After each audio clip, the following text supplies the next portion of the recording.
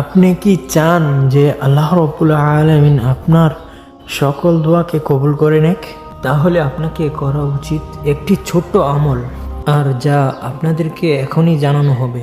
যদি আপনি এই আমলটি করেন তাহলে ইনশাআল্লাহ মাত্র 21 বার পড়লেই প্রথমবারই আপনার সকল দোয়া কবুল করা হবে ইনশাআল্লাহ। আপনি যে কোনো নামাজের পরে, যে কোনো ওয়াক্তের নামাজের পর আপনি যখন সালাম ফিরাবেন, সালাম ফিরানোর পর 3 বার দুরুদে পাক পড়ে নেবেন।